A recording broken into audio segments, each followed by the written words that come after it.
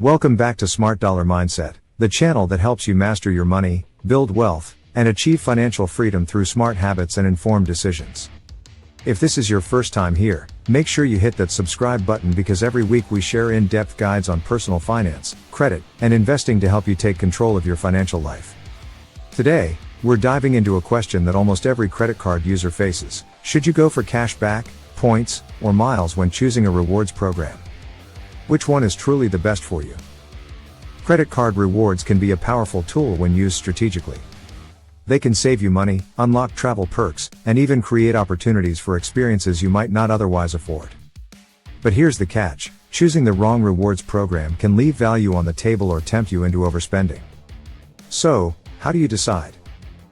By the end of this video, you'll know what cashback, points, and miles really are, how each reward type works behind the scenes, the pros and cons of each system, real-life examples to show how much value you can get, which option fits best for your lifestyle and financial goals.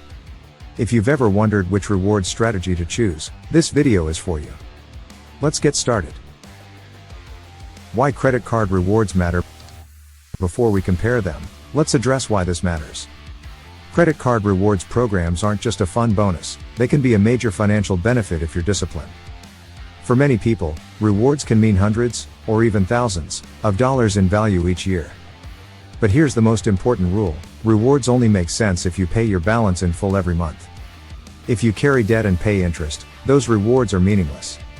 A 2% cash back card won't help if you're paying 20% in interest. So, before chasing rewards, commit to responsible credit habits. What is cash back? Cash back is the simplest type of credit card reward. For every purchase you make, you earn a percentage back in cash. For example, flat rate cards give you the same percentage back on all purchases, typically 1.5% to 2%. Tiered cards offer higher rates in certain categories, like 3% on groceries, 2% on gas, and 1% on everything else. Rotating category cards change their bonus categories every quarter, like 5% on dining one quarter and 5% on gas the next. The beauty of cashback is simplicity. $1 is worth $1, and you can usually redeem it as a statement credit, direct deposit, or gift card. Pros of cashback: easy to understand, no complicated conversion rates. Flexible, redeem for anything. Great for everyday spending. Cons of cashback: no opportunity for outsized value like you can get with points or miles. Some cards have category restrictions or caps on earnings. What are points? Points work like a digital currency. You earn points per dollar spent, usually in a program tied to your credit card issuer. For example, Chase Ultimate Rewards, American Express Membership Rewards, Citi Thank You Points.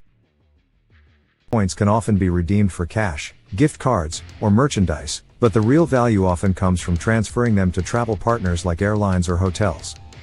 In some cases, points can be worth 1 cent each when redeemed for cash but 2 cents or more when used for premium travel.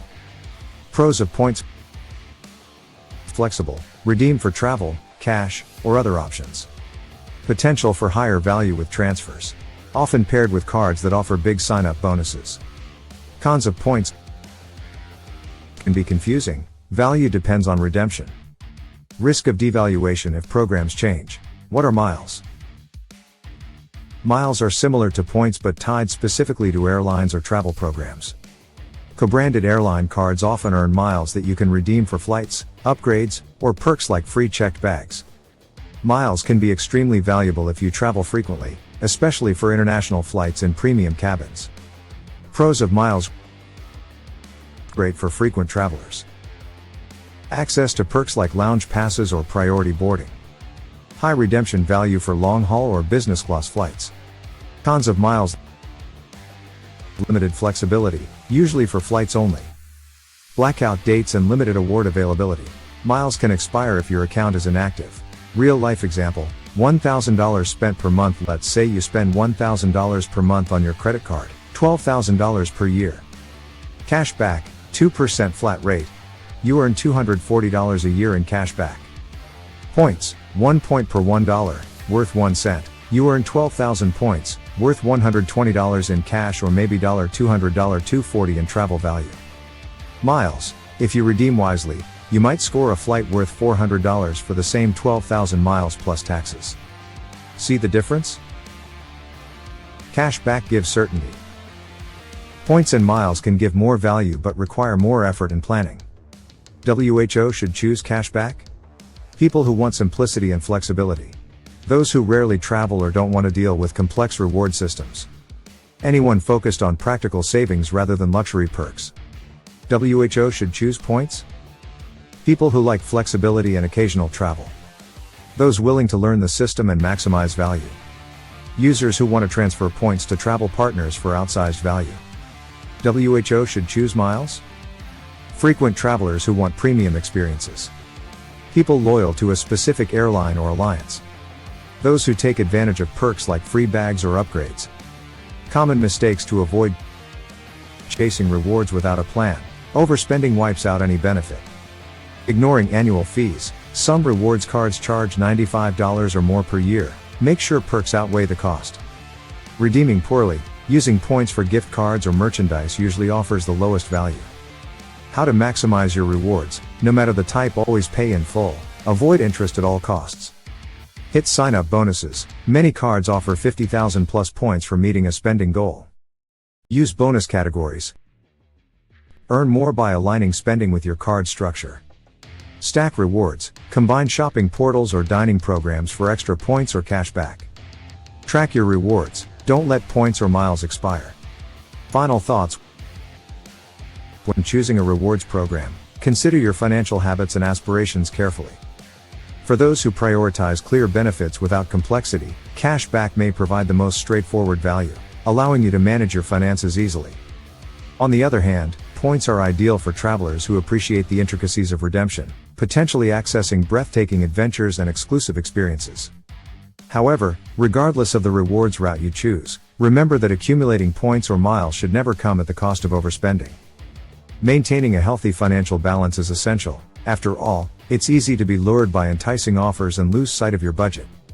So, as you navigate through the options, think strategically about not just the rewards, but how these choices fit into your long-term financial goals, ensuring that every decision leads to empowerment, rather than regret.